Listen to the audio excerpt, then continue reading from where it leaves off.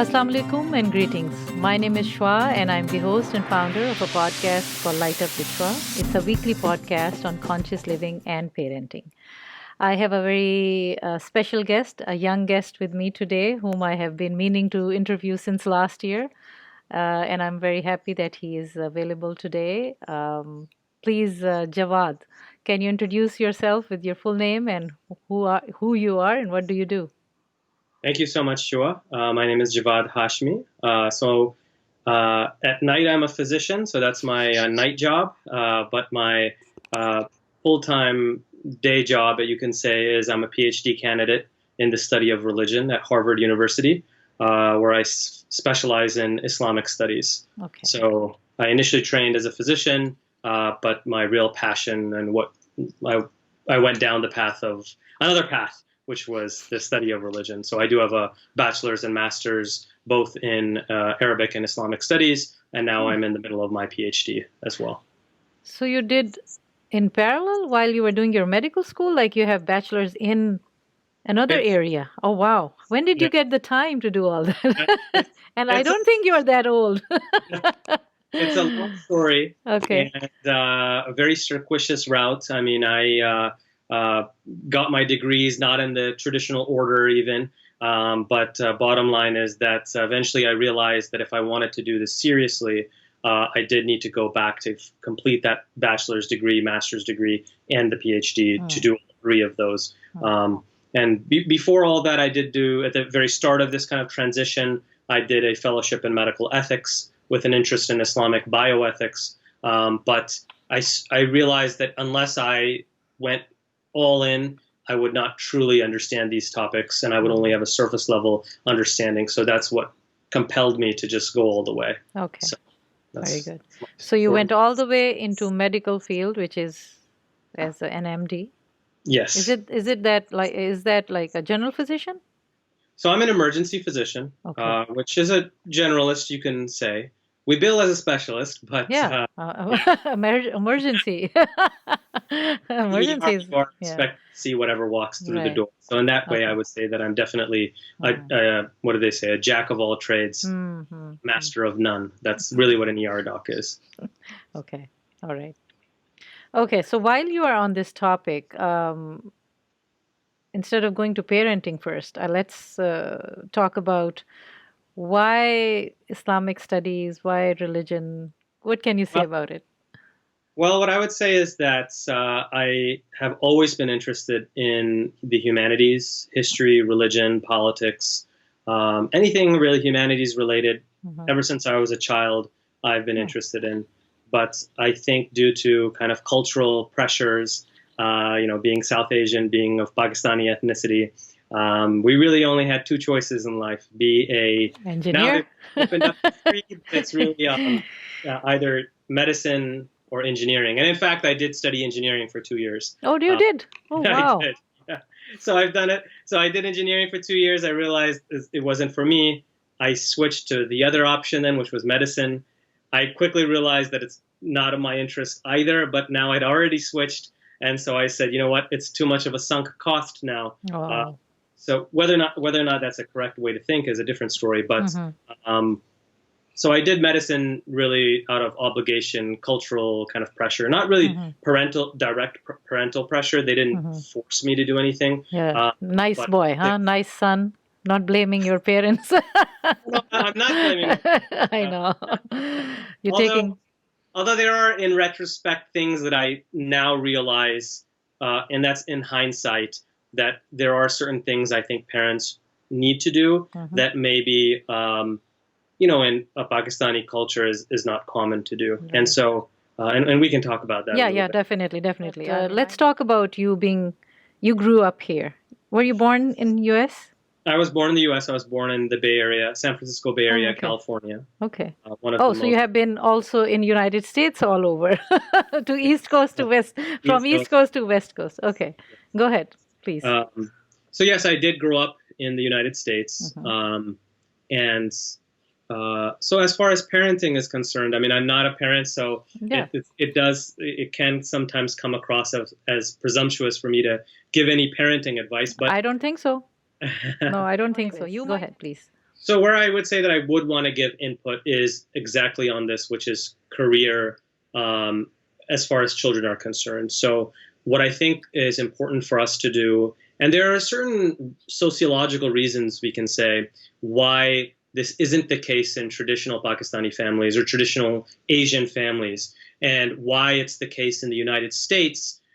If you grow up as just an average, say, white kid living in the suburb, all of the opportunities are open to you to study. Whereas if you're a Pakistani child or an Asian child growing up to immigrant parents, why they're kind of constraining your options to just a couple options. So there's certain sociological reasons we can talk about. But Hmm. what I would say is that in the West, especially in the United States, we have all of these opportunities available to us. And now I do see that the younger generations of Muslims, Pakistanis, are branching out and they're studying all sorts of things. But back when I graduated high school, all the way back in 2000, that really it wasn't obvious to me at that time that you had those options. So what that has resulted in is that I would say of my siblings, we're all doctors, Oh, and really? Wow. three of Nice. us. Okay. Uh, Well, I would say two out of the three probably are not happy in their career. okay. Um, and Can I ask you, brothers, sisters, three brothers, two sisters. two sisters, and you Sisters. are the only brother? I'm the only brother. Oh, Yes. wow. The spoiled one from Pakistani community. Oh my God. Maybe they would say so. I don't know about that, but Okay. Okay. They can uh, tell me more. yeah, they can tell you more about that.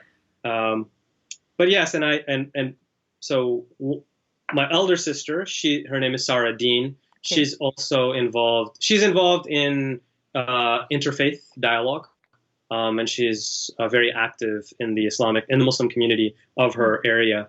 So both of us had these other interests outside of medicine or dentistry. In her case, dentistry. Uh-huh. Uh, so you have it's a very strange thing. My mom jokes around that she spent so much effort producing these doctors, and now they're not even working to the fullest capacity Of to just earn yeah. those bucks. Yeah.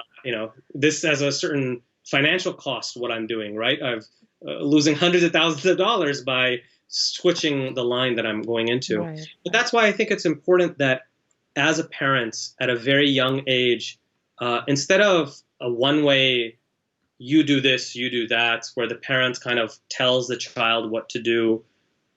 Even at a young age in our culture, it's common to say, "Acha, ab beta, doctor banoge." You're going to become a doctor when you grow up, or tell them at a very young age what they need to become.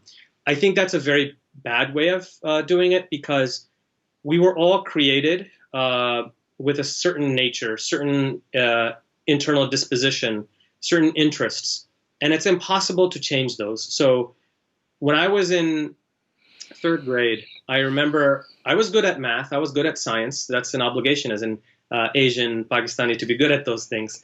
But I never had an interest in any of that. And you would find me in the library. Sometimes I'd blow off doing my homework, Hmm. and I'd just be in the library reading books from the history aisle that probably not many other children would read books from that. So that was my interest back then, and my interest now is almost exactly the So, same. what is the age group we are talking here? I think at a very young age, parents. I mean, this is just my No, advice. what was your age that you would say that you were already reading history books? Well, what I could say is, as early as I can remember, Okay, which I've is always maybe middle had. school, high school? I would say definitely in elementary school Oh, already. that Uh, early. yes, Okay. by elementary school, and like I said, as early as I can remember, Okay. I've had certain inclinations and interests, Mhm. and I think that's why it's important for parents to keep their eyes open and look for what does this child, what are their interests, Hmm. and how do I nurture these interests so that they can develop these further and see if this might be what the child goes on to do as an adult. So, if they have an interest in sometimes it seems like a joke. This child has an interest in dinosaurs, say. Now, most children do, but one or two of them it is going to end up to become a paleontologist. So Mhm. it is important to keep eyes open, see what the child is interested in. Mhm. And then the other thing that I would say is, as they grow, as they enter into junior high and high school, at this point in time, I'm not saying that the parents should be completely passive and just say, do whatever you want. Right. I think the parent should very much be active, but it's kind of like an active listening and a counseling and a guidance. So it's very crazy to me that so I married when I married my wife, she was fairly young. She was still an undergrad, and because we got married, she had to move and restart everything, and it was a long process for her. But when we went back into school at that point in time, I was thinking to myself, I was like, this is a big financial responsibility to go back to school. So let's think about this deeply. What do you want to do, and what do you think you'll be good at, etc. And then in that process, I just thought about it, how little, our parents' generation in general had these kind of conversations with us. And I think the communication was already so one way that at that time, I know that as a child, I wouldn't have been able. I do remember my father, he did say, look, it seems like you have history as an interest. You should pursue that. And at that time, I was an engineering student, and he is also an engineer. In my mind, I had thought, if I go down this path of history, I'll be a failure in his eyes and my parents' eyes. Even though he's saying do what you want, I had interpreted in my young mind at 18, 19 years old that science and engineering, that's the real stuff. And history is kind of fluff, not hard science. So I don't want to just do fluff. And this kind of idea, this kind of valorization that we have in our community of just these technical fields, and by this engineering and medicine, and maybe now lawyer is coming into it. Mm-hmm. I think it's something that we need to push back against, because if we just produce doctors and engineers, who are going to be the people who, do our philosophizing, who do our social work, who do our journalism, who do all of these things, and to say that it's okay to do these things, and that these things on the highest level. So now I've done medicine, I've done engineering a little bit, and I've done humanities. And I would say that humanities on the highest level, I think we're probably in some ways the most difficult, in the sense of if you really want to excel, it takes a lot to do it. It sometimes feels like you have to read an infinite amount of books. You see a lot of books in the background. Mm-hmm. It's just the start. I mean, it just feels like there's just so much learning. So I guess I'm making two unrelated or somewhat related points here. Number one is that we kind of look to see what our children want to do, what they're good at, and promote that.